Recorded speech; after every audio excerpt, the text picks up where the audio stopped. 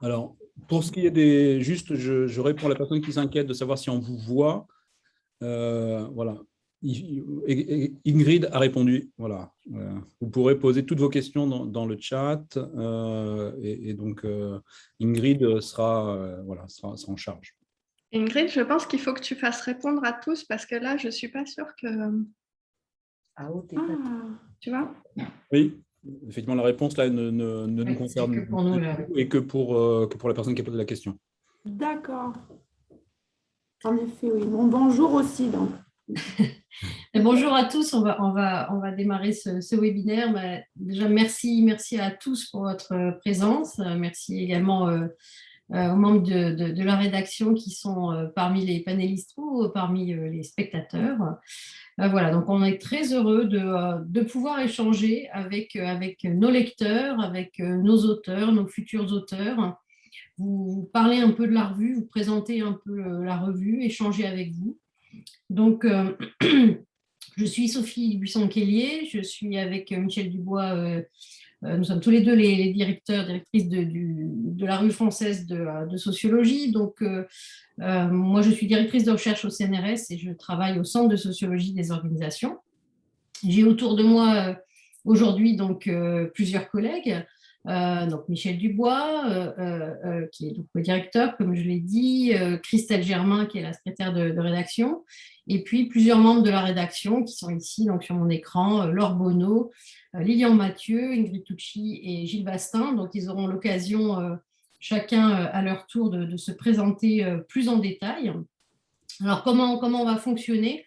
On va d'abord vous parler de diverses choses concernant la revue, qui on est, comment on fonctionne. Donc, on prendra la parole les uns après les autres, pas trop longtemps, pour surtout avoir l'occasion ensuite d'échanger avec vous. Donc, c'est Ingrid qui assurera la modération, donc qui va lire les questions, les remarques que vous pouvez formuler, donc vous le savez, dans la partie Q et R de ce webinaire. Donc, vous devez voir, alors selon les systèmes, soit en bas, soit sur la droite de votre écran.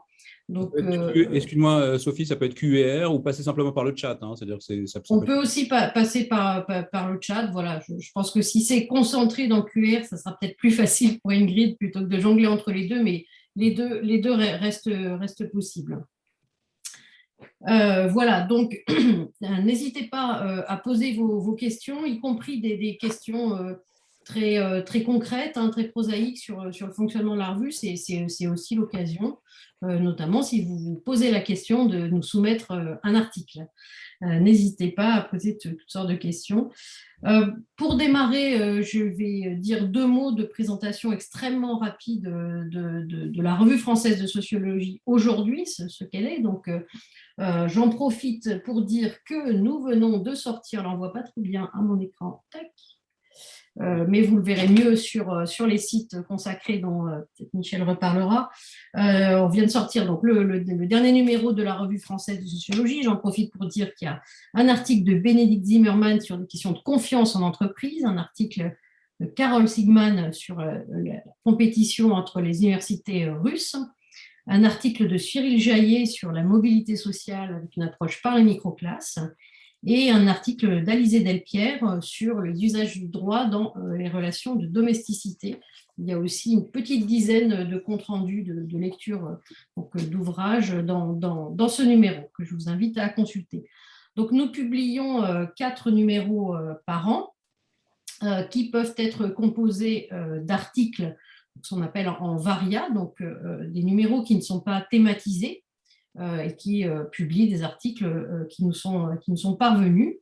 Nous publions également des numéros qui sont thématiques, donc pour le coup, il y a un thème. Ces numéros sont coordonnés en général par une personne de la revue et des personnes extérieures à la revue. Parfois, d'ailleurs, le numéro n'est pas entièrement thématisé, donc on appelle ça un numéro centré. On va avoir à la fois des articles qui sont sur un thème et des articles qui sont en varia. Nous publions également des débats. qui peuvent prendre plusieurs formes, notamment nous pouvons avoir par exemple des lectures croisées. Donc, différents articles vont être sollicités auprès d'auteurs pour discuter un article récemment publié ou un ouvrage récemment publié. Nous pouvons également organiser des réponses à des articles que nous avons publiés, donc des formes de débats qui peuvent être organisées dans la revue. Nous publions également, j'en ai parlé tout à l'heure, des comptes rendus de lecture, une petite dizaine dans chaque numéro, très utile pour se tenir au courant de ce qui sort en français et en anglais en sociologie. Et puis, nous publions également des notes critiques qui sont des comptes rendus un peu plus élaborés, un peu plus longs en tous les cas, qui peuvent discuter également plusieurs ouvrages qui ont pu paraître. Donc, diversité voilà, dans notre rubricage. On réfléchit d'ailleurs actuellement un peu à élargir ces différentes rubriques, à accueillir d'autres types de publications. Alors, comment soumettre à la revue? Donc, depuis très peu de temps, nous avons mis en place une plateforme de soumission qui s'appelle Manuscript Manager, que vous pouvez donc trouver sur un site. Peut-être que l'un de mes collègues peut mettre en même temps dans le chat le lien pour rejoindre Manuscript Manager, qui est donc cette plateforme qui permet de déposer vos articles et qui vous indique notamment tous les éléments concernant les formats des articles à respecter, à bien respecter surtout. Et puis d'autres indications éditoriales importantes à connaître. Donc, une fois soumis, en fait, votre article va être évalué par la revue. Donc, la spécificité de la revue est que grosse partie de l'évaluation, en fait, est faite par les membres de la revue. Donc, nous avons un comité de rédaction qui est composé aujourd'hui de 28 personnes. Et parmi ces 28 personnes, 5 personnes, qui nous donnent le tournis, 5 personnes qui, à tour de rôle, en fait, sont membres du comité de lecture qui va être vraiment, plus précisément, l'organe dans la revue qui va fabriquer nos numéros. Donc, les articles sont lus par 3 personnes du comité de lecture et 2 personnes du comité de rédaction, et parfois, lorsque c'est nécessaire, important, intéressant, nous faisons également appel à des lecteurs extérieurs, des évaluateurs extérieurs. Il n'est pas impossible d'ailleurs que cette façon de faire prenne plus de place dans nos évaluations. Ça fait partie des évolutions sur lesquelles nous réfléchissons. Actuellement, le comité de lecture, en fait, en exercice, vous pouvez le trouver dans les numéros de revue, mais je peux vous indiquer qu'actuellement, donc le comité de lecture en exercice est composé d'Olivier Gauchot, de Béatrice de Gasquet, de Claire de Galambert, de Catherine Comette et d'Ingrid Tucci, qui est présente parmi nous. Voilà. Quoi dire de plus? Si je rappelle des éléments important de calibrage des articles. Vous voyez apparaître ce fameux 80 000 signes auxquels nous sommes assez attachés, donc bibliographie comprise. Les comptes rendus de lecture sont le plus courts, on est sur 12 000 signes. Donc, je vous invite à aller voir tout ça sur la plateforme. Nous publions des articles en français ou en anglais.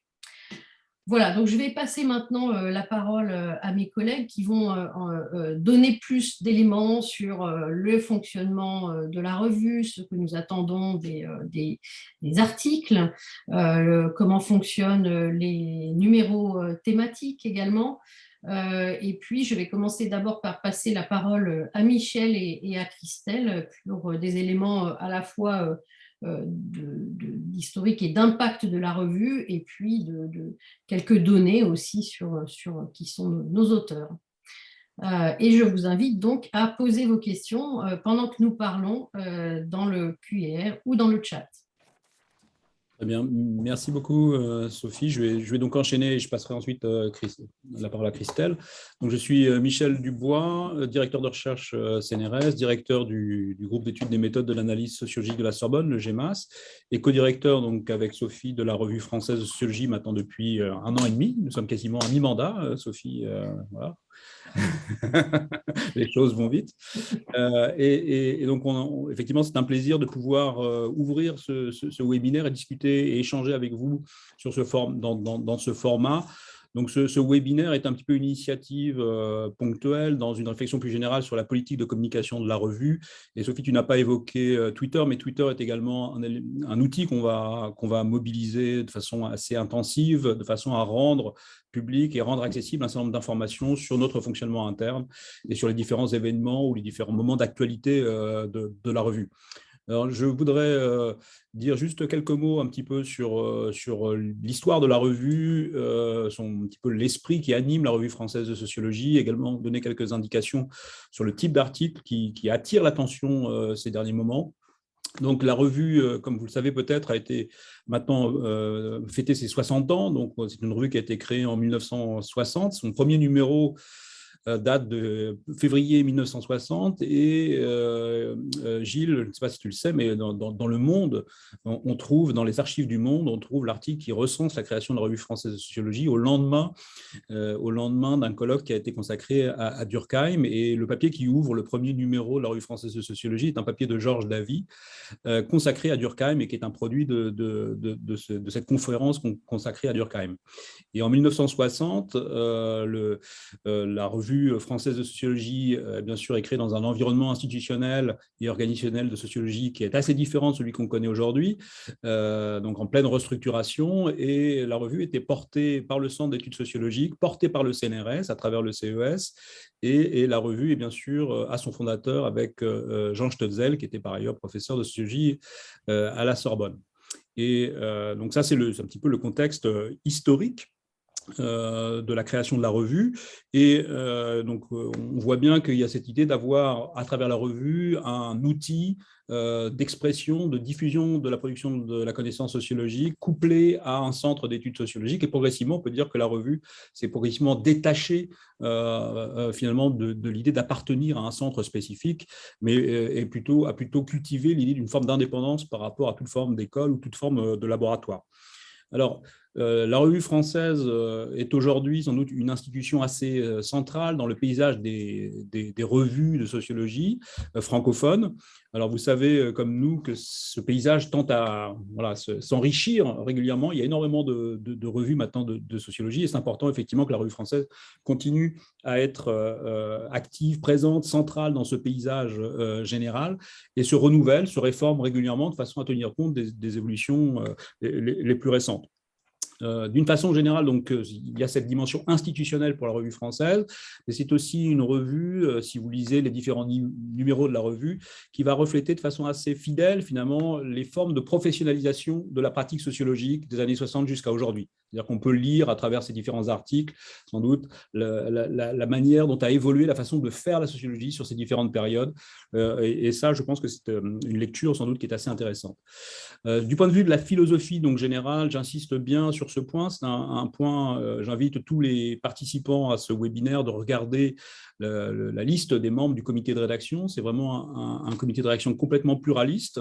Et donc là-dessus, il n'y a pas de ligne au sens d'école, de chapelle dans la revue française de sociologie. Voilà, nous sommes ouverts à toutes les contributions, pour autant qu'elles s'inscrivent dans ce qui, à nos yeux, représente globalement une sorte de vocation scientifique, c'est-à-dire qu'effectivement, on est très attentif à ce que les contributions, les articles contribuent d'une façon ou d'une autre à l'avancement de nos connaissances sur le monde social, et ça peut être aussi bien sur un plan qualitatif, quantitatif, empirique ou théorique, même si bien sûr on voit que nos soumissions ne sont pas toutes représentées de la même manière sur ces différentes catégories. Donc là, c'est aussi une invitation à être complètement pluraliste également du point de vue des soumissions.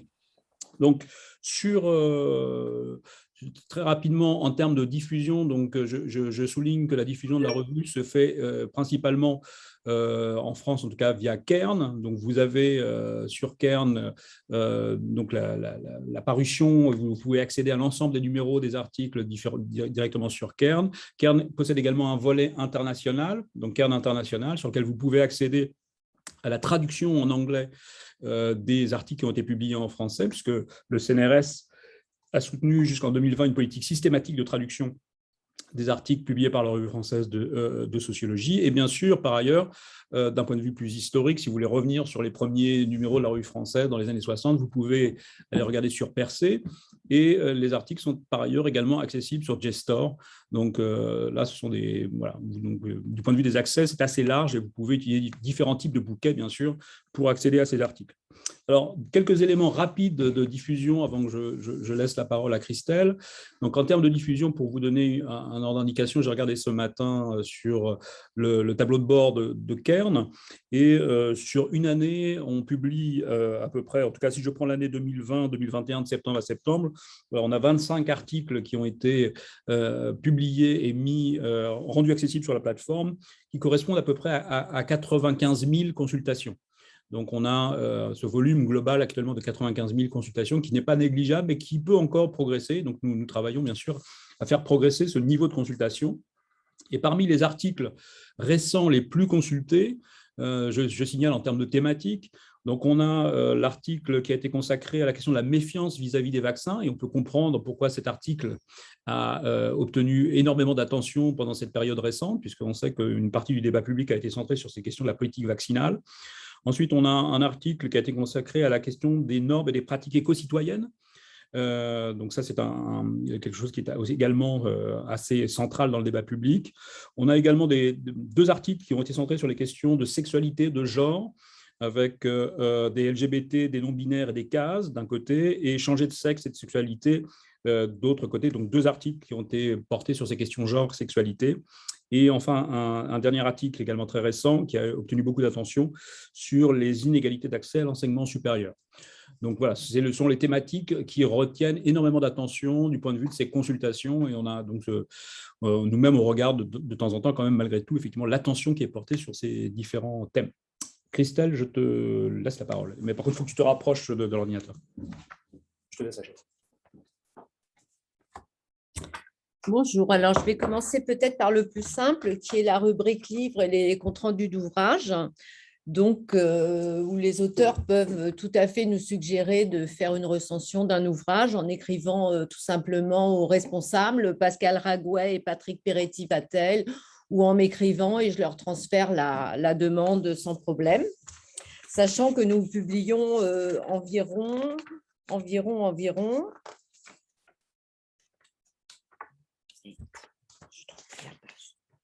Nous publions environ une cinquantaine de comptes rendus par an et un petit peu moins ces dernières années.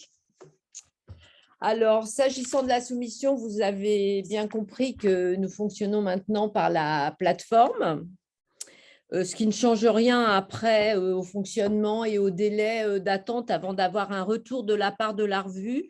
Nous avons à peu près 55% des articles pour lesquels on donne un retour en moins de 2 mois. Donc, en moins de 2 mois, vous savez si votre article est retenu en demande de modification ou refusé. Alors, effectivement, le taux de refus est un petit peu important. On est en ce moment à peu près à 65% de refus, mais on est aussi à plus de 30% de demandes de seconde version. Alors, sachez que si on vous demande une seconde version, on pourra éventuellement vous en demander une troisième avant que l'article aboutisse. Voilà, et sinon, je voulais vous parler les pages. Alors, de nos auteurs publiés. Donc, prenons une année terminée qui est 2020. Nous avons quand même 46% de moins de 35 ans et 31% de doctorants et post-doctorants. Donc, ça, c'est pour effacer un peu l'image qu'on a. Les jeunes ne publient pas dans la revue. Donc, je répète, 31% de doctorants et post-doc. Donc, soumettez vos textes. Et puis voilà, c'est à peu près tout ce que j'avais à dire. Est-ce qu'il manque quelque chose? Écoute, on complétera. De toute façon, on a le temps de compléter. Oui, c'est ça. Ouais. Ou s'il y a des questions, si je n'ai pas été claire. Voilà, ben, on va avancer dans le panel et puis après, Voilà, c'est ça. On verra sur les questions après qu'elles sont posées. Sophie, on te laisse organiser la prise de parole. Oui, donc après, je vais passer la parole à Laure qui va vous expliquer ce que nous attendons des articles et vous donner divers conseils pour soumettre en ayant le maximum de chances. Oui, bonjour tout le monde. Donc, je m'appelle Laure Bonneau, je suis chargée de recherche à l'INRAE et je prends la parole maintenant parce que c'est moi je viens de quitter le comité de lecture, donc ça permet de faire un petit bilan de mes 2 années dans lesquelles j'ai travaillé au comité de lecture avec vous. Donc, comme vous l'a dit Christelle, on reçoit entre 60 et 100 articles par an et on en publie 25. Donc, ça veut dire qu'entre-temps, il s'est passé des choses et il s'est passé des choses notamment au comité de lecture. Donc, le comité de lecture, c'est 5 personnes que Sophie vous a citées tout à l'heure qui se réunissent tous les mois pour lire entre 10 et, qui ont au programme entre 10 et 15 textes à examiner.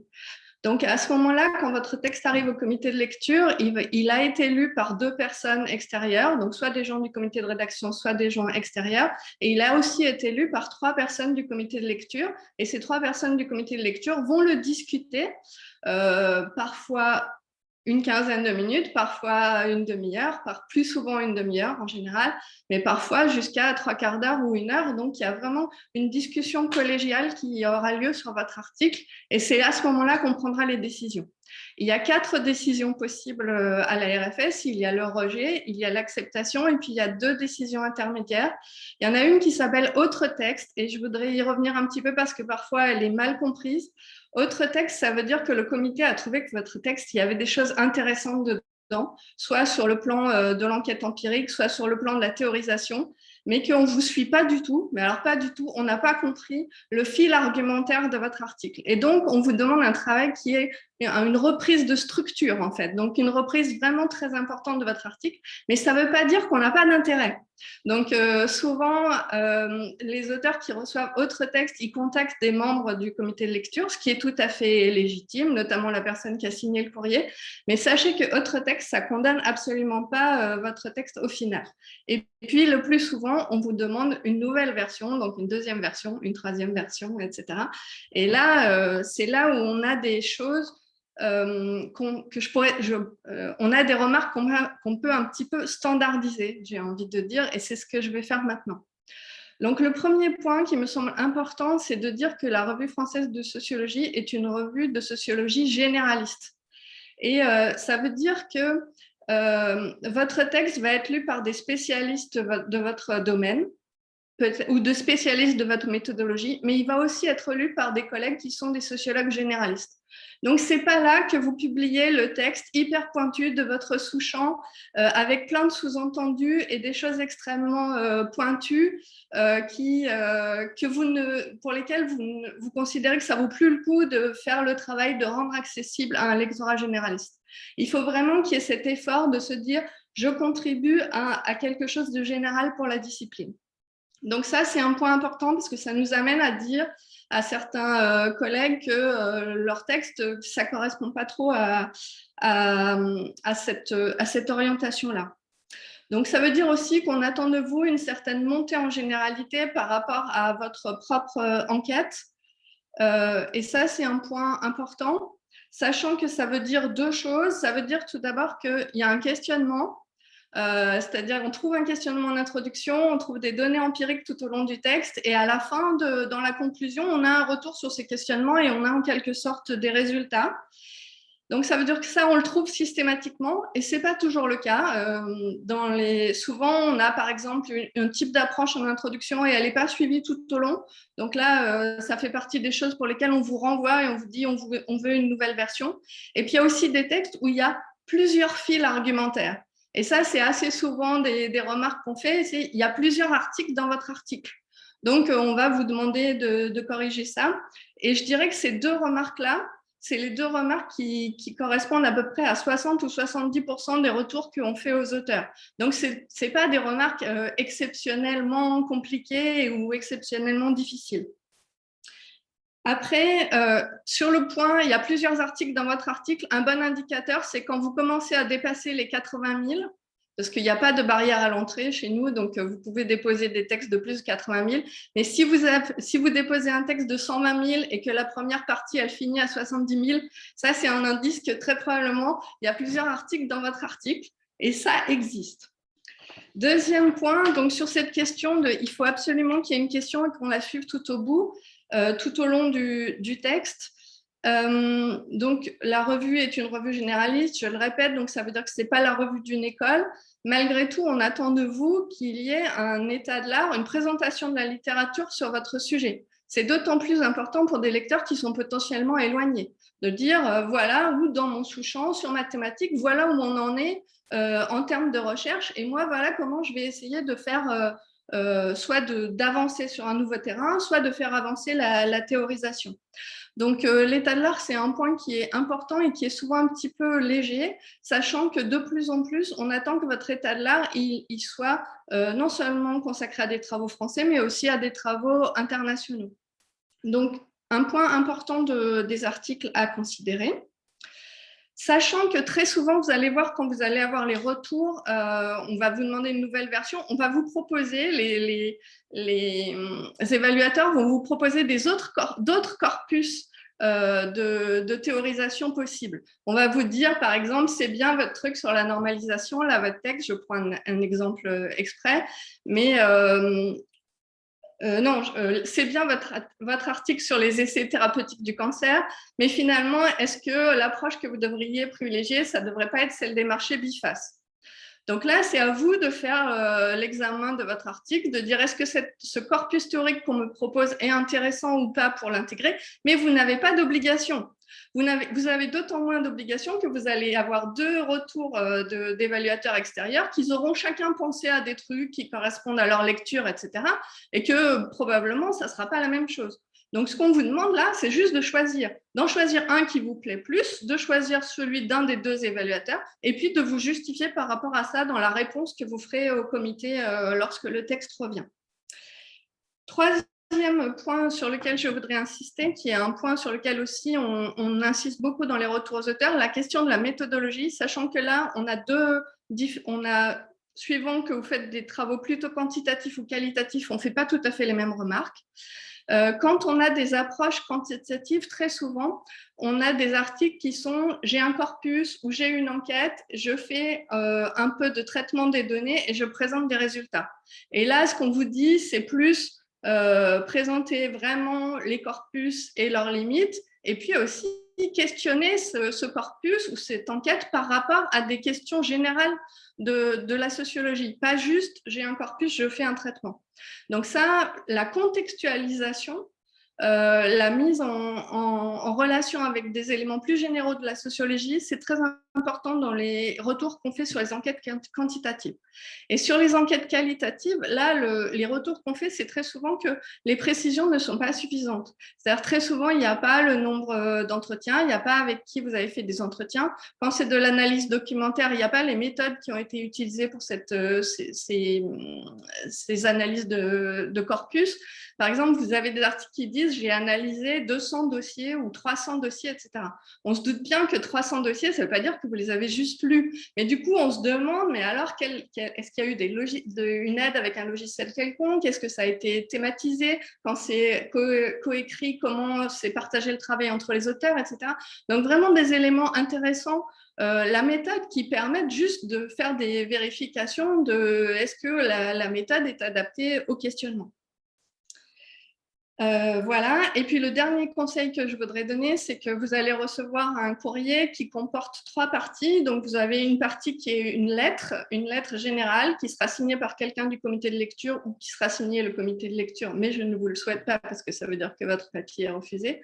Mais si c'est signé par un membre du comité de lecture, ça veut dire que c'est la synthèse de ce qu'a été notre discussion. Donc en fait, mais Lilian va l'expliquer après, répondre à cette partie de synthèse de la discussion, c'est aussi important que de répondre aux deux avis qui seront joints à la lettre juste en dessous. Excuse-moi, Lilian, je me suis un peu emballée et je t'ai coupé le... C'est Lilian qui doit parler de cette question des rapports entre le comité et les auteurs. Voilà, je vous remercie. Merci beaucoup, Laure. En effet, donc je passe la parole à Lilian qui va expliquer qu'en effet, nous accompagnons les auteurs hein, et c'est quelque chose qui nous tient beaucoup à cœur dans la revue. Voilà, donc bonjour, je suis Lilian Mathieu, je suis directeur de recherche au CNRS. Donc je vais prendre la continuité. Merci à Sophie et Laure d'avoir déjà anticipé sur le propos. Donc effectivement, une des spécificités, originalités de la RFS, c'est d'avoir ce fonctionnement avec un comité restreint de 5 membres qui se réunissent, dont 3 des membres lisent chacun des papiers, et un comité de rédaction dont 2 membres lisent également l'article, sachant que les membres du comité de rédaction envoient des évaluations écrites au préalable, donc sur le site désormais de soumission des papiers, et le comité de lecture, de manière plus orale, débat de l'intérêt de l'article, de son potentiel. Alors, c'est lui qui prend la décision ultime du retour qui sera envoyé à l'auteur, parce que parfois on peut avoir des avis divergents de 2 membres du comité de rédaction qui ont rendu des avis écrits divergents quant à l'opportunité d'un article. Certains un avis favorable, d'autres un avis défavorable. Donc c'est véritablement le comité de lecture qui, en confrontant les opinions, prend une décision donc, qui peut être, comme Laure l'a évoqué à l'instant, soit… Alors, je dirais, ce qui est vraiment exceptionnel, c'est un article accepté en l'état. Je crois que c'est quand même très, très, très rare que dès la première soumission, l'article soit accepté tel quel. On a la solution d'une demande de 2e version avec des modifications mineures, c'est-à-dire que le texte a été trouvé très, très convaincant, mais qu'il y a peut-être quelques améliorations à apporter avant une publication, mais ça veut dire que vous êtes quand même très près d'une acceptation. 2e version avec modification majeure, alors ça c'est quelque chose qui est plus exigeant et pour lequel sont très importants les retours qui sont envoyés. Donc, comme l'a dit Laure, un courrier d'un des membres du comité de lecture qui synthétise la discussion, qui exprime les attentes du comité de lecture quant à une seconde version de l'article, qui suggère des pistes, qui invite à explorer une autre littérature, à être beaucoup plus précis sur un certain nombre de choses, par exemple de préciser la problématique, hein, comme ça a été bien dit. Très souvent, il y a un certain flottement sur la problématique centrale, l'axe de démonstration véritablement central du papier. Et donc, il s'agit de resserrer, de clarifier cet axe problématique. Et puis, généralement, alors, soit la totalité, soit les parties les plus significatives des avis écrits des 2 membres du comité de rédaction sont mis en annexe pour que les auteurs puissent véritablement faire ce travail de reprise. Bon, l'autre résultat possible de la délibération, évidemment, ce qu'on ne souhaite pas, c'est le refus simple, c'est-à-dire quand l'article paraît souffrir de trop de difficultés pour qu'on puisse envisager même une reprise, qu'avec une reprise, on puisse arriver à terme à une version publiable. Et puis enfin, donc, ça a aussi été évoqué, une demande d'un autre texte, c'est-à-dire que l'objet, le traitement a un potentiel, mais pas dans la direction qui a été adoptée. Donc, il s'agit de reprendre la même thématique ou le même matériau empirique, mais dans une toute autre direction pour on voit qu'il y a un potentiel, mais pas tel que cela a été exposé dans la version actuelle de l'article. Alors, comme ça a été dit également, la Revue française de sociologie est une revue généraliste, ce qui signifie que les évaluateurs et évaluatrices, qu'ils soient dans le comité restreint, dans le comité de lecture ou dans le comité de rédaction, ne sont pas nécessairement des spécialistes de l'objet qui est traité dans l'article. Par contre, ce qu'ils vont aussi évaluer, c'est ce qu'ils vont apprécier, c'est la contribution plus générale de l'article à la connaissance sociologique. Alors, bon, nous avons chacune à l'intérieur de la revue nos propres domaines de compétences. Donc, les articles peuvent nous être envoyés, spécialement quand on est dans le comité de rédaction, en regard de nos compétences, hein, mais ce n'est pas nécessairement le cas. Donc, une nouvelle fois, quelque chose de très pointu, de très spécialisé, l'évaluateur, l'évaluatrice ne sera pas forcément en mesure de le mesurer. Et en tout cas, ce n'est pas ça qui va l'intéresser au premier chef, c'est quand même une contribution significative à la connaissance sociologique, ce qui veut dire qu'il ne faut pas s'enfermer dans un domaine hyper spécialisé, hyper pointu, où seuls les collègues qui travaillent sur le même domaine sont en mesure d'apprécier, je dirais, la connaissance. Voilà, ce sont des questions pas générales au sens très, très abstrait du terme, mais c'est voilà, c'est une contribution à la connaissance sociologique qui est appréciée. Alors donc, comme là aussi, hein, je m'inscris dans la continuité de ce qui vient d'être dit par Laure. Après la délibération du comité de lecture, un avis est envoyé aux auteurs par un membre donc, qui fait la synthèse de la discussion, qui est transmis par Christelle à l'auteur. Donc, très souvent, quand même, après une première soumission, ce qui est demandé est une deuxième version, avec donc modification mineure ou majeure. Et là, je dirais, la balle est dans le camp des auteurs, c'est-à-dire aussi en regard de leur disponibilité et de l'ampleur des modifications qui sont attendues par la revue. Ça prend un certain temps, hein, pour soumettre une seconde version qui est remise dans le circuit des évaluations. Donc là aussi, ça va relativement vite, puisque le comité de lecture se réunit assez fréquemment, hein, sur une base quasiment mensuelle. Bon, la deuxième version est évaluée de la même manière que la première, en prenant en compte la manière dont les auteurs ont pu répondre aux suggestions, aux avis qui ont été transmis sur la première. Bon, alors, il n'y a pas d'engagement de publication au vu de la première version, hein. Donc, voilà, il y a parfois un refus à la deuxième version, ce qui est bon, quand même pas forcément le cas. Alors, peut-être que Christelle aura des statistiques à ce niveau-là. Il n'est pas impossible que soit demandée une troisième version lorsque on est resté, à la fois, il y a des marges de progression qui sont évidentes, hein, au regard des deux premières, mais qu'il y a encore, qu'on est au milieu du gué, donc il reste encore une marge de progression.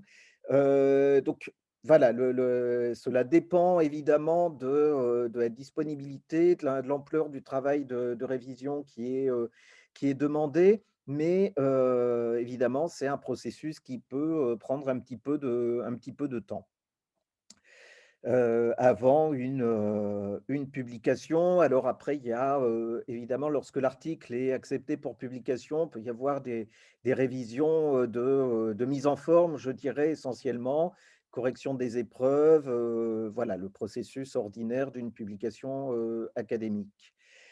Donc, je pense être arrivé au bout du temps qui m'était imparti et je vais peut-être laisser la parole. Et évidemment, je répondrai s'il y a besoin de revenir sur certains points. Tout à fait, hein, n'hésitez pas, et on a déjà des questions qui arrivent, donc n'hésitez pas à poser vos questions et je vais immédiatement passer la parole à Gilles qui va nous parler des numéros thématiques, hein, qui sont extrêmement importants dans nos publications. Oui, merci. Donc, je suis Gilles Bastin, je suis professeur de sociologie à l'Institut d'études politiques de Grenoble. Effectivement, je vais rapidement aborder le cas des numéros thématiques. Alors, en me fondant un peu sur l'expérience aussi que j'ai pu avoir avec ma collègue Paola Tubaro pour coordonner un de ces numéros thématiques en 2018. La revue publie régulièrement, alors peut-être il n'y a pas de règles, mais très régulièrement quand même une fois par an à peu près un numéro thématique. Ce qui évidemment est important parce que ça veut dire que dans ce cas de figure, on a en fait un double processus d'évaluation des papiers. Donc c'est ça que je voudrais peut-être clarifier.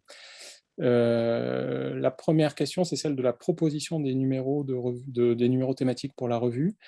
Je pense qu'il est important que, même si c'est peut-être pas la raison première pour laquelle vous vous êtes connecté là aujourd'hui, que vous gardiez ou que se diffuse dans la communauté l'idée qu'il faut nous proposer des numéros thématiques, parce qu'on est en recherche régulièrement de choses qui peuvent intéresser le plus largement la communauté.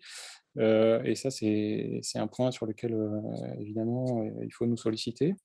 Lorsque la revue décide du coup d'un numéro thématique et de son inscription dans le planning des publications à venir, en règle générale, il y a des collègues qui sont porteurs de ce numéro. Alors, dans ce groupe de collègues, il peut y avoir des gens qui ne sont pas dans le comité de la revue. C'est même, je pense, assez bien que ça évolue dans ce sens-là. Et puis, il y a aussi des gens qui sont membres du comité de lecture pour assurer notamment une bonne communication avec le comité et puis un bon fonctionnement du processus d'évaluation. Voilà. Comment ça se passe concrètement? Une fois que vous avez une idée de numéro, vous faites un texte d'appel en fait à article. Ce texte précise à la fois évidemment les attendus scientifiques et aussi le calendrier et la façon dont va se faire le processus d'évaluation. Du coup, ce qui se passe en général, c'est qu'une fois que vous avez reçu les intentions de publication, donc on fonctionne en général en demandant aux auteurs d'écrire un texte d'intention, qui n'est pas l'article fini, hein, qui est même un texte assez court. J'ai plus en tête le formatage exact de cet article, mais je crois qu'on est autour de 1000 à 1500 mots. Une fois que vous avez ça, eh bien, en fait, les responsables du numéro spécial vont faire un premier travail de sélection des articles qui sont amenés, enfin des intentions qui sont amenées à devenir des articles.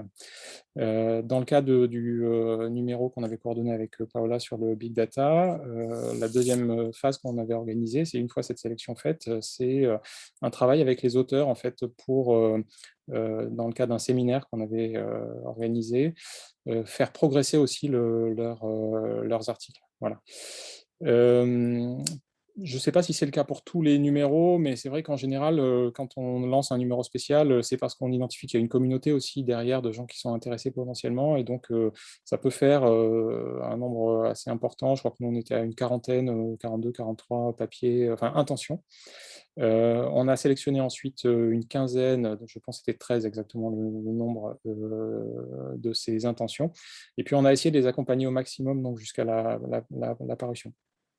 Alors, ce qui est important à savoir, c'est que en fait, lorsqu'on fait la revue fait un numéro thématique, il ne sort pas de la règle générale en matière d'évaluation des papiers. Donc ça, c'est un point très très important. C'est que la décision sur la publication et éventuellement les modifications à apporter, etc., est prise par le comité de lecture en exercice. Les membres, en fait, enfin les personnes qui coordonnent le numéro assistent évidemment aux réunions du comité et peuvent apporter un point de vue plutôt, alors soit parce que c'est leur domaine de spécialité, soit sur l'opportunité en fait d'équilibrer par exemple le numéro dans un sens ou dans un autre, mais c'est toujours le comité de lecture qui prend la décision finale. Et ça, c'est un point très important parce que il ne faut pas créer, ça a pu peut-être arriver quelquefois, le sentiment que les porteurs du numéro pourraient en quelque sorte imposer un numéro, ou qu'on pourrait par exemple venir vers la revue avec un ensemble d'auteurs qui ont contribué par exemple à une conférence ou qui travaillent sur une ANR depuis un certain temps, etc., et souhaiter que tous ces auteurs soient publiés. Or, en fait, dans l'expérience récente, ça ne s'est jamais passé comme ça, c'est-à-dire que le comité qui dans sa grande magnanimité, mais qui va aussi avec un petit peu de sévérité, et c'est plutôt pas mal, en général, trouve que certains articles ne sont pas publiables, et donc il va y avoir un tri qui va se faire aussi, quelquefois, malgré les porteurs du numéro. Voilà, ce qui ne veut pas dire que ces articles ne trouveront pas ensuite un débouché, parce que si on a fait le travail d'accompagnement, ils peuvent trouver un débouché soit dans la revue, mais pour un numéro Varia, soit dans une autre revue, évidemment.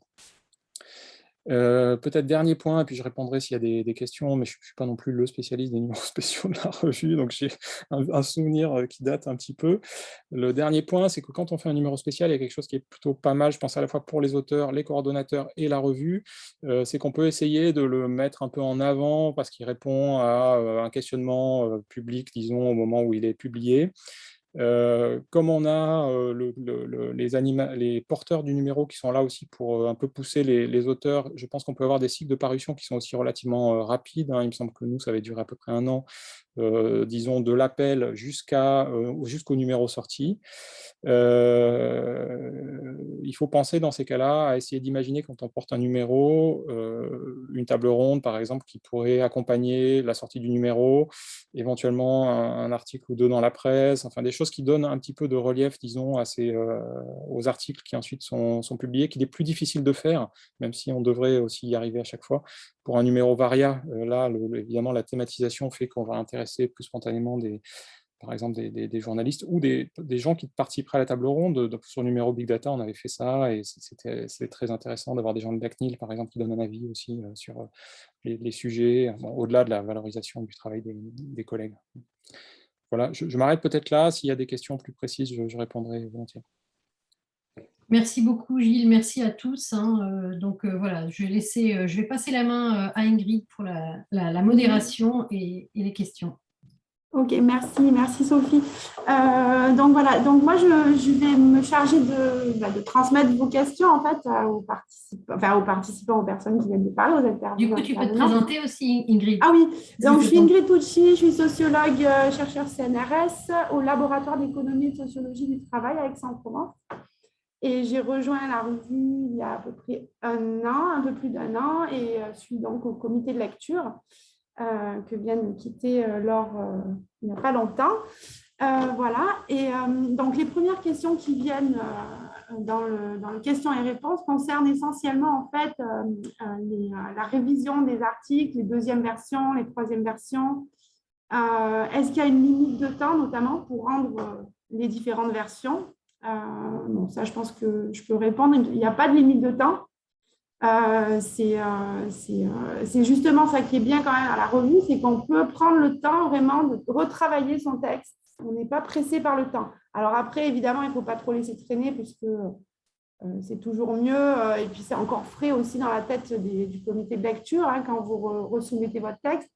Mais je pense il me semble que les collègues le diront aussi, non, c'est un avantage quand même d'avoir du temps pour retravailler correctement son article.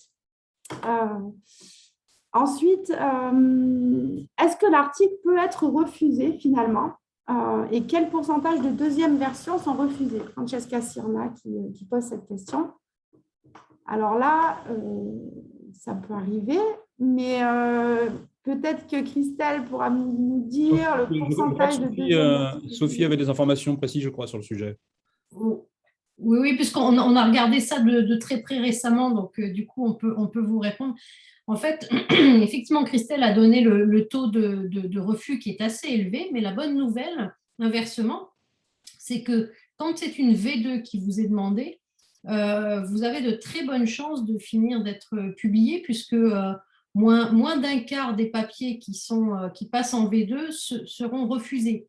Et en général, ils seront refusés surtout parce que les auteurs n'auront pas forcément bien répondu en fait aux demandes de modification qui avaient été formulées par les rapporteurs et les relecteurs. Donc inversement, les 3 quarts qui vont finir par être publiés, donc pas forcément au stade de la V2, comme Laure l'a rappelé, il y a aussi, donc on passe souvent par le stade de la V3 à la revue. Voilà, les 3 quarts des papiers pour lesquels on demande une V2 seront publiés à terme. Donc, c'est vraiment une façon de vous encourager à rentrer dans ce processus qui a vraiment été bien détaillé par Laure et par Lilian, que ce processus d'accompagnement à la réécriture du papier. Donc, de bien lire les demandes de révision, de bien répondre à ces demandes de révision, de joindre un courrier dans lequel vous expliquez en fait vos demandes de révision. Et en effet, comme le disait Ingrid, à ce stade, en fait, nous ne vous demandons pas de délai pour rendre la VN+1 de votre article. En revanche, puisqu'on a mesuré ça, on s'aperçoit très vite que lorsque ces délais sont trop longs, c'est-à-dire lorsque les auteurs mettent 8, 9, 10 mois, voire 1 an et plus, eh bien, ça pose plus de problèmes au papier. Donc, en fait, nous vous encourageons à, malgré tout, en fait, envoyer vos VN+1 dans un délai raisonnable. Alors, c'est compliqué de dire quel est le délai raisonnable, mais on pourrait imaginer autour de 6 mois, quelque chose comme ça, qui vous garantissent en fait de garder un rythme, d'être bien dans ce papier et de lui donner plus de chances d'être publié. Alors, je vois une main levée, Michel, Christelle, vous aviez… Oui, je vais en profiter pour abaisser ma main. C'était juste effectivement pour abonder dans ce sens, pour bien insister sur le fait que le message qu'on doit envoyer, c'est-à-dire que le but du comité, c'est très souvent d'accompagner la publication des articles, donc de la soumission jusqu'à la publication. Et effectivement, le passage à la V2 est effectivement un très bon signe pour un auteur ou pour une équipe d'auteurs, parce que ça veut dire effectivement que dans la majorité des cas, on pourra parvenir à une publication. Et par rapport à la liste de toutes les choses qui ont été mentionnées, il faut également garder en tête, en tout cas pour les auteurs, que la revue n'a pas vocation à se substituer à l'auteur. C'est-à-dire qu'effectivement, on est ici pour accompagner, mais on n'a pas vocation à se substituer aux auteurs. Et donc, on est toujours très attentif à ce que, malgré toutes les recommandations qu'on peut faire, bien sûr que vous gardiez la main sur cet article et qu'il soit conforme à ce que vous souhaitez. Donc ça, c'est un point sur lequel il faut bien insister. C'est-à-dire qu'on est attentif, bien entendu, à ne pas prendre la main, mais à bien sûr indiquer un certain nombre de recommandations. Et après, ce que l'on souhaite, c'est que la version évoluée, la version révisée de l'article conserve une forme de cohérence et donc on est également, nous, attentifs à ce qu'on vous envoie un message qui soit cohérent également par rapport à ces révisions.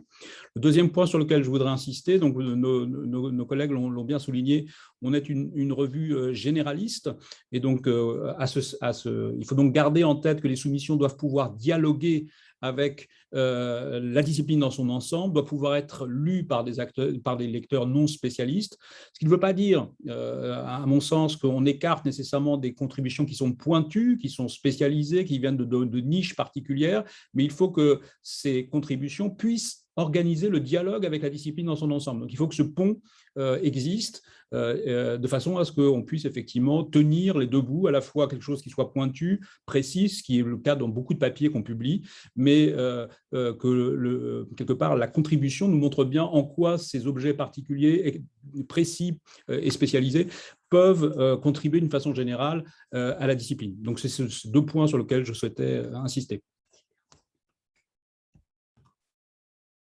Très bien, merci à tous les deux pour les réponses à ces premières questions. Alors, je voudrais juste poser une question. C'est plutôt un point sur, on a parlé des courriers donc, qui arrivent aux auteurs et peut-être parler, ou vous écoutez un peu aussi parler de courriers des auteurs en retour justement à la révision d'un article et de l'importance de ce courrier et comment faire la part en fait des commentaires quand on est auteur ou autrice, faire la part des commentaires du comité de lecture qui sont à prendre en compte et tous les commentaires des évaluateurs et évaluatrices qui sont également à prendre en compte. Donc, et comment formuler un courrier qui soit pour le comité de lecture, en tout cas, qui va prendre connaissance du courrier, une bonne réponse à la révision qu'on vient de faire. Voilà, peut-être que vous avez des indications à ce sujet. Je pense que le courrier est quand même un élément important quand on est dans l'étape de révision.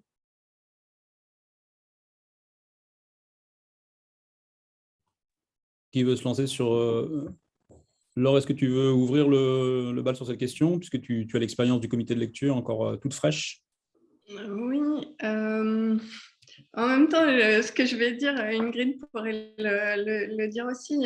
Il me semble que ce qui est intéressant, c'est dans les réponses des autrices et des auteurs, ce qu'on regarde, c'est est-ce que les points qu'on a soulevés ont été réfléchis? C'est-à-dire, est-ce que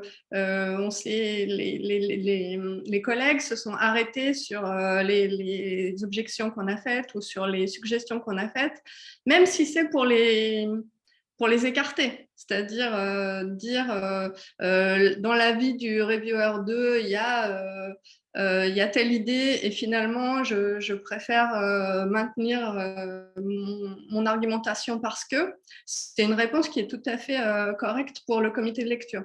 En revanche, ce qui est intéressant quand on est au comité de lecture, c'est de voir que la personne a bien pris en compte les suggestions qui sont faites ou les objections qui sont faites, de façon à pouvoir lui apporter une réponse. De ce point de vue-là, c'est vrai que même si, pour le moment, mais je pense que ça va évoluer, on va peut-être en discuter cet après-midi, on n'exige pas des auteurs et des autrices qui ont fait des soumissions de répondre à tous les points de la lettre ou de faire un courrier détaillé en réponse. C'est toujours bienvenu quand il y a notamment des choses qui n'ont pas été reprises. C'est-à-dire pour nous expliquer pourquoi. Parce que sinon, on va juste se dire la personne n'a pas bien lu, ou ça, ils n'en veulent pas, mais on ne comprend pas pourquoi. Et donc, on est en manque d'informations. Donc, c'est toujours mieux de donner plus d'informations parce que ça aide à la décision. Mais peut-être Lilian. Lilian, tu veux rajouter un point? Non, pas spécialement. Je pense que l'essentiel a été dit. Gilles, je crois, voulait prendre la parole. Oui, je vais faire aussi une remarque très brève, mais qui est liée effectivement à l'expérience qu'on peut avoir de lecture d'articles. C'est que moi, je pense qu'aujourd'hui, renvoyer une V2 ou une V3 sans un courrier, c'est une très très mauvaise idée. C'est-à-dire que la revue ne peut pas obliger à ce que vous envoyiez un courrier, mais il faut vous mettre à la place en fait, des gens qui vous lisent, qui consacrent une part de leur temps à ça, etc. Avoir le sentiment qu'en fait, tout ce qui a été dit n'est pas réfléchi ensuite lors de la soumission, c'est un peu pénible et ça pénalise, moi je pense, les articles qui ne sont pas accompagnés d'un courrier. Et puis, il faut bien voir aussi que quelquefois, quand on relit une V2, parce que souvent, alors je ne sais pas si c'est systématique, mais souvent, en fait, on va avoir des gens qui lisent la V1 et qui relisent la V2. Si on n'a pas eu ce courrier qui nous dit ben voilà comment ça a évolué, en fait la lecture de la V2 est un peu encore influencée par la lecture de la V1 quelquefois et on ne voit pas forcément en fait ce que vous avez voulu faire. Donc moi, c'est un conseil personnel que je donne, mais surtout n'envoyez jamais une V2 ou une V3 sans un courrier qui explique en quoi elle est différente de la version précédente. J'appuie vraiment ce que vient de dire Gilles. On ne peut pas vous y obliger, encore que vous verrez avec la plateforme, en fait, que la plateforme, en général, vous demande si vous voulez charger ce courrier. Donc, voilà, c'est vraiment quelque chose qu'on vous encourage à faire. C'est beaucoup plus aisé d'évaluer un article en V2 ou en V3 lorsqu'on peut tracer, en fait, et c'est à ça aussi que sert le courrier,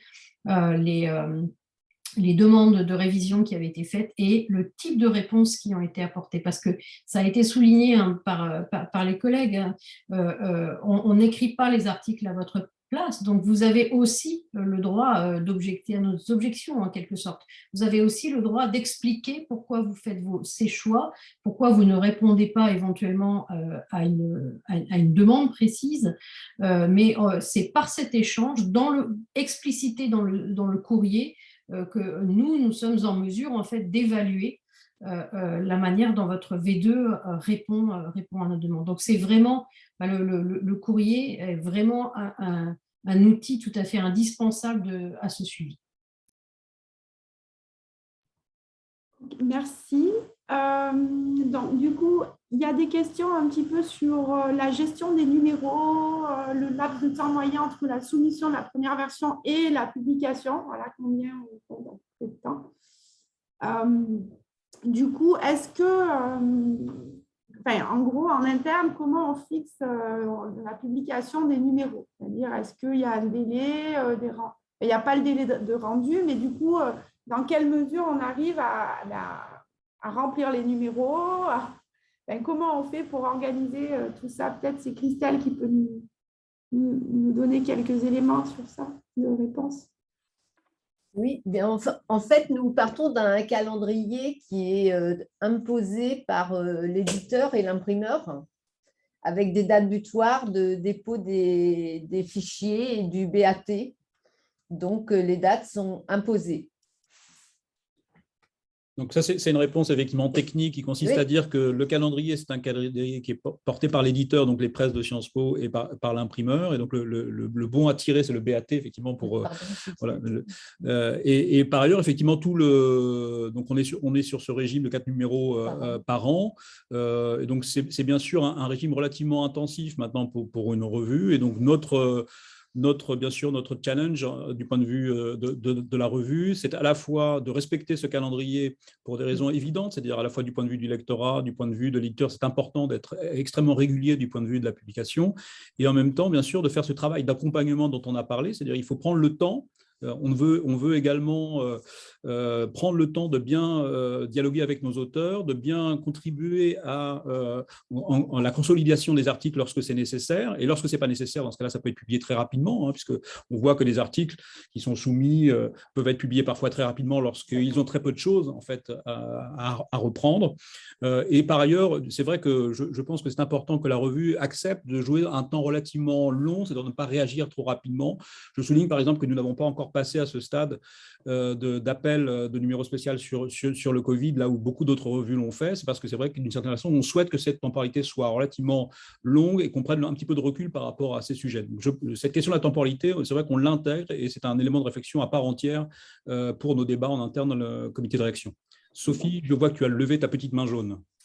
Oui, tout à fait, parce que sur la question des délais, en fait, on avait regardé ça récemment, vous vous souvenez, et en fait, on avait été assez surpris parce que nos délais entre la soumission et la publication sont en réalité assez courts. Ils sont en moyenne de 8 mois. On a nous-mêmes été très surpris de ça. Alors, c'est intéressant. Ça veut dire que par rapport aux questions qui étaient posées tout à l'heure, de savoir quel délai on a pour resoumettre une VN+1, ben, vous voyez que en fait, ça fonctionne bien lorsqu'il y a ce rythme dont je parlais. Donc, effectivement, on ne vous donne pas de délai. C'est des choses dont on discute pour l'instant dans la revue. Actuellement, on ne vous donne pas de délai, mais en fait, implicitement, moi, je vous encouragerais à rythmer cela. Et vous voyez que finalement, avec la revue française, on peut publier assez vite des papiers. Et c'est important puisque voilà, notre discipline, en fait, est aussi une discipline qui est assez active et qui peut être intéressée par ces délais de publication. Merci Sophie. Donc, là, tu viens de répondre à la question d'Edwige Rémy. Et du coup, il y a Juliette Gallonnier qui demande si nous sommes satisfaits de l'utilisation de Manuscript Manager. Nous sommes en phase de test encore. Je veux bien commencer, puis après, bien entendu, on fera circuler la parole. C'est vrai qu'on on a organisé la bascule de l'ancien système vers Manuscript Manager, donc à partir du mois de septembre officiellement, et on a organisé une phase un petit peu expérimentale à partir donc, du printemps de cette année. Donc, on n'a pas encore énormément de recul par rapport au fonctionnement antérieur. Ce qui est évident, c'est que cette plateforme est en concurrence avec d'autres types de plateformes. Pour ceux que ça intéresse, qui réfléchissent à cette question des outils qui sont à la disposition des revues. Donc, il y a des modèles qui sont des modèles commerciaux du type ScholarOne, il y a des modèles qui sont en modèle ouvert également, qui sont OJS, en fait, c'est ça. Et puis là, on est effectivement sur un système du type Manuscript Manager.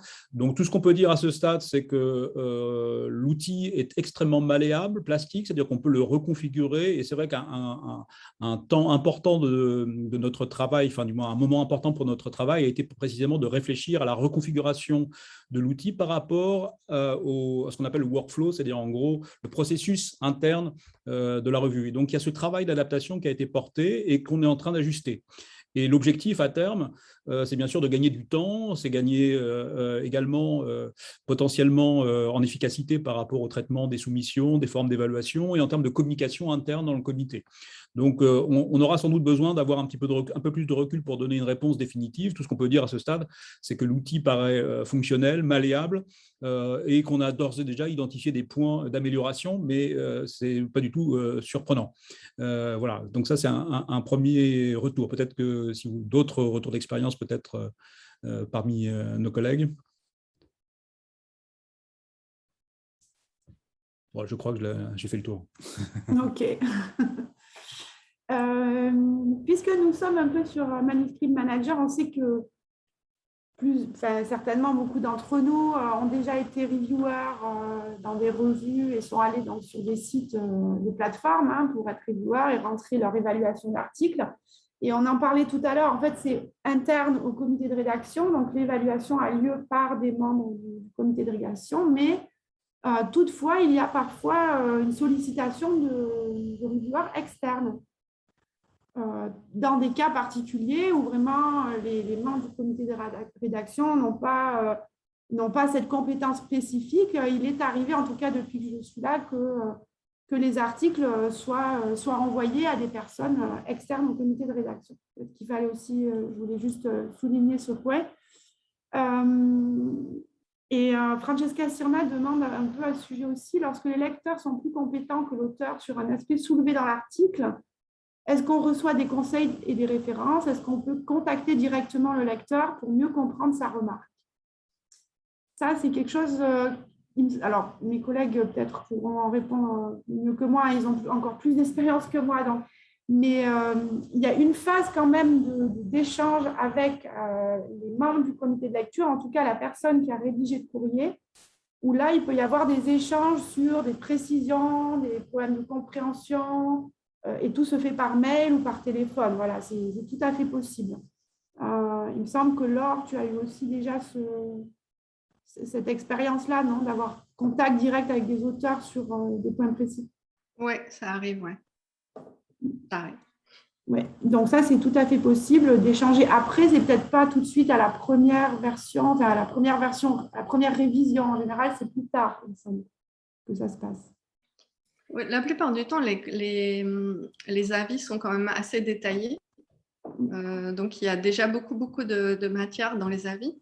Après, c'est vrai qu'on répond surtout quand les auteurs-autrices ont l'impression qu'il y a des contradictions, par exemple, entre les avis ou qui ne savent pas comment se débrouiller de ça ou qui ne sont pas très sûrs de la tonalité de la lettre, est-ce que ça vaut vraiment le coup de resoumettre, des choses comme ça. Moi, j'ai plutôt répondu à des gens qui se posaient ce genre de questions. Et comme je le disais tout à l'heure, à partir du moment où votre article a été discuté 20 minutes, une demi-heure, 3/4 d'heure en comité de lecture, on peut passer un quart d'heure, une demi-heure à vous expliquer le pourquoi de notre décision, etc. Donc, il n'y a absolument pas de problème par rapport à ça, même si ce n'est pas la modalité la plus fréquente. J'en profite juste pour répondre à un truc sur le chat là. Oui. À partir du moment où on est passé sur Manuscript Manager, c'était la question d'avant, on n'envoie pas à Christelle en parallèle, sinon elle va crouler sous les soumissions en plein d'exemplaires. Donc non, en fait, le bascule Manuscript Manager, elle est totale en fait. Mm-hmm. Et on économise du papier en même temps. Exact. Exactement. Et les articles sont traités au fil de l'eau. Oui. Juste pour rester peut-être sur le chat et répondre à cette question qui a été posée par notre collègue Histoire du Tour de France, qui est par ailleurs effectivement François Mignot, et qui pose la question suivante, qui est est-ce que la RFS oui, j'allais revenir. d'articles à contenu statistique, qu'ils communiquent leur programme informatique aux collègues qui en feraient la demande. Si non, pourquoi? Donc, c'est sans doute une question intéressée, puisqu'effectivement, on voit quel est le problème qui est posé derrière cette question. À ce stade, c'est une réflexion qui n'a pas été véritablement discutée de façon collégiale dans le comité de rédaction. Donc, je pense qu'on ne pourra pas apporter de réponse définitive à ce stade.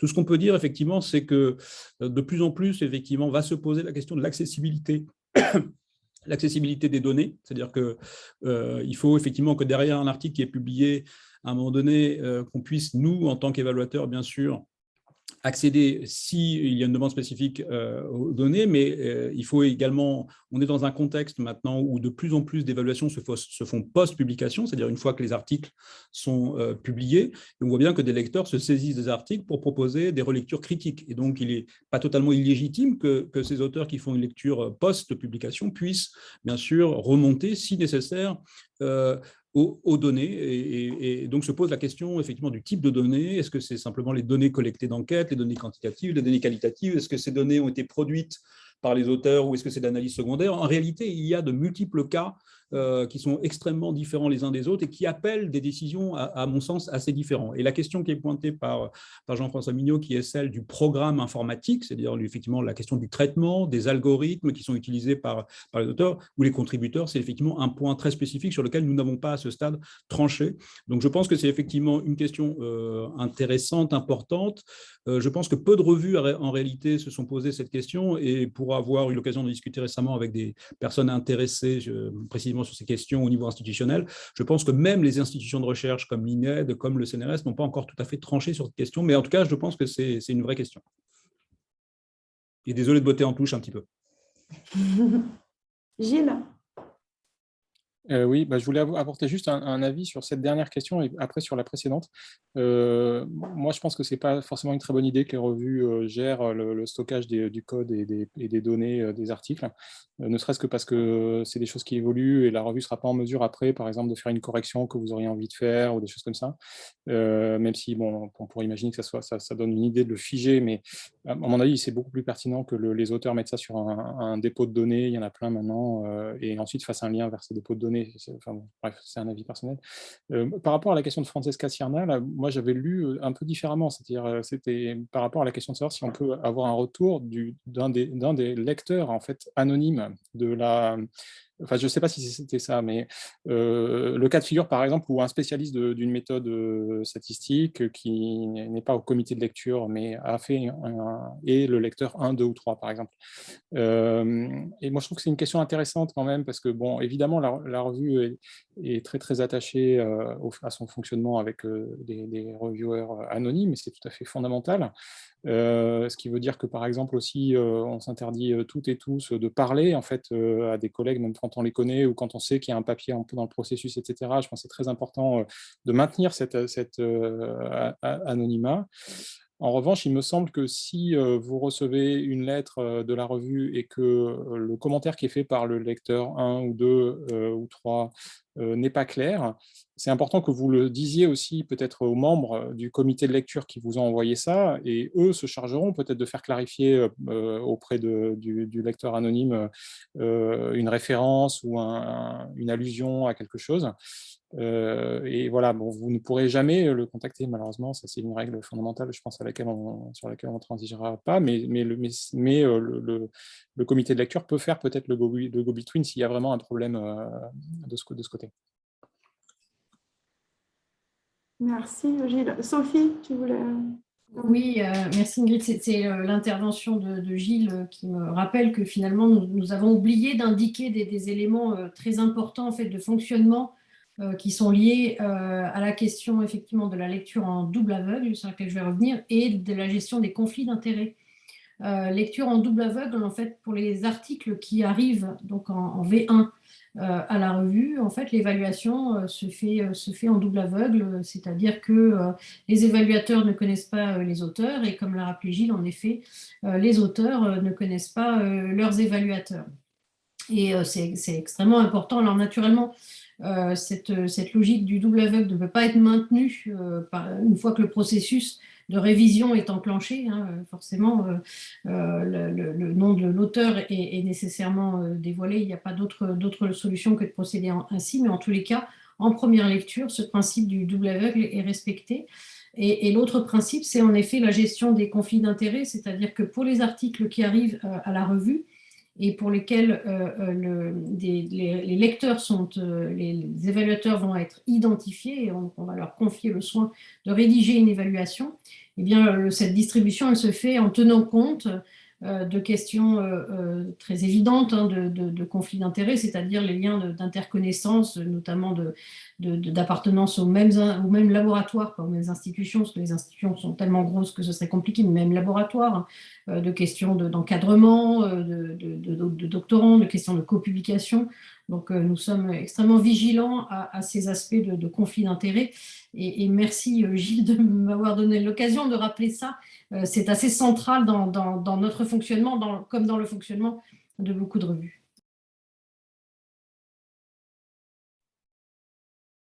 Merci, Sophie. En effet, c'est essentiel et ça n'a pas été dit depuis le début. C'est quand même important.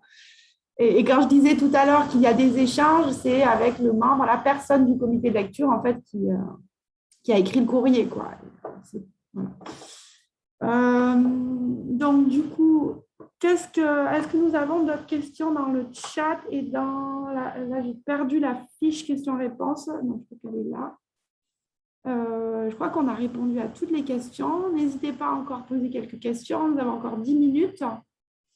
Moi, je veux bien faire une petite précision parce que Sophie m'a dit, tu n'aurais pas dû dire ça. J'ai dit tout à l'heure qu'on recevait des textes de plus de 80 000 signes et qu'on les lisait quand même. Alors, donc, on m'a dit non, il faut que tu dises qu'on respecte strictement. Donc, voilà, je vous invite à respecter strictement, mais c'est vrai qu'il arrive qu'il y ait des petits dépassements. Et moi, je trouve ça bien, personnellement, que le secrétariat ne dise pas « votre texte fait 80 001 signes, renvoyez-moi une version quand vous aurez corrigé ». Parce que ça arrive dans un certain nombre de revues.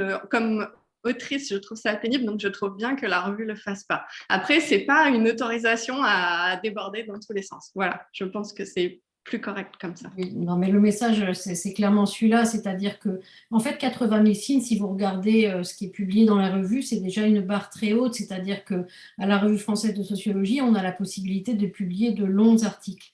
Et ça, c'est intéressant, c'est confortable, et Laure a raison, en fait, de mettre en évidence l'intérêt de ne pas avoir de barrière. Alors, cela dit, c'est en effet pas du tout une invitation à publier, à proposer des articles au-delà. En fait, ce calibre-là nous semble être vraiment une barre haute les très gros articles, en fait, sont beaucoup moins lus, sachez-le aussi.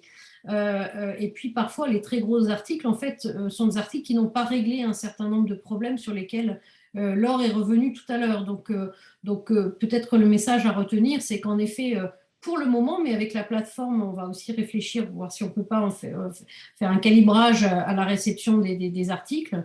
Mais nous vous invitons vraiment à respecter ce calibrage qui est extrêmement important.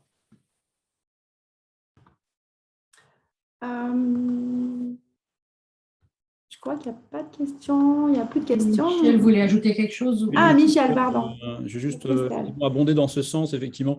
On a de l'espace, c'est-à-dire il faut bien effectivement que nos participants à ce webinaire se rendent compte effectivement que la Revue française ouvre un espace relativement large avec ses 80 000 signes, donc c'est effectivement assez confortable et ça permet vraiment de développer un argument, de l'étayer, de faire la preuve, d'avoir la place de la démonstration et l'administration de la preuve est là. Donc il faut en profiter et effectivement il faut imaginer que par-delà, personne ne fera une lecture mécanique en gros de ce critère des 80 000 signes. Il y a une tolérance qui est indiquée autour de 10-15% par rapport à ça, mais il est évident que idéalement on doit pouvoir formuler un argument, le démontrer dans l'espace qui vous est donné. Par ailleurs, et c'est un luxe, c'est-à-dire que si vous regardez un grand nombre de revues de sciences sociales n'ont pas ce type d'espace et donc voilà, donc il faut être conscient un petit peu de ce luxe que conserve la Revue française. Par ailleurs, j'insiste sur un point peut-être qu'on n'a pas encore évoqué à ce stade. C'est que vous avez la possibilité en tant qu'auteur de nous proposer des soumissions en français, mais également en anglais. C'est-à-dire qu'aujourd'hui, on sait qu'on s'adresse non pas forcément uniquement à une communauté nationale, mais on s'adresse à une communauté globale, internationale, Et donc, la revue française donne la possibilité à ses auteurs donc, de soumettre aussi bien en français qu'en anglais et va sans doute être aussi de plus en plus incitative à faire ce travail un petit peu systématique. Et donc, je vous invite là encore à ne pas oublier cette option, c'est-à-dire que si vous pensez que l'article généraliste que vous proposez, donc, ou l'article spécialisé mais qui dialogue avec la discipline dans son ensemble, trouvera un écho particulier à l'échelle internationale, eh bien, il faut dans ce cas-là l'anticiper et nous serons bien sûr à même d'évaluer ces articles, donc qu'ils soient soumis sous une forme française, ou du moins écrits en français ou en anglais. Donc ça, c'est un point sans doute important de positionnement général de la revue dans le paysage, cette fois-ci international de notre discipline. Juste sur ce point, ce qui me semble aussi important, c'est justement comme il y a des traductions des articles, il est important aussi d'avoir dans l'article des références en lien avec le thème, d'être au fait de ce qui se passe à l'étranger sur la thématique.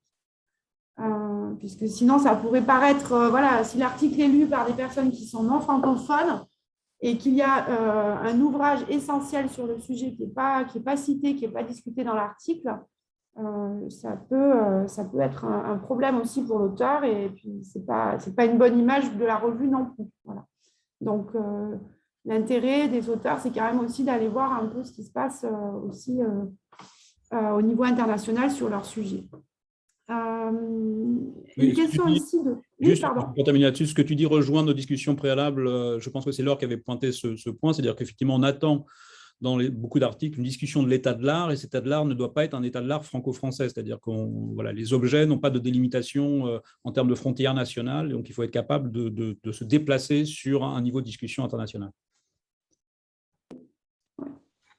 Peut-être j'en profite. Oui, pardon. Sophie, vas-y. Oui, juste j'en profite parce qu'il y avait aussi une question en fait qui posait une question sur qu'est-ce que c'est qu'un bon papier. Alors Laure a répondu de manière extensive, mais c'est peut-être quelqu'un qui est arrivé après coup.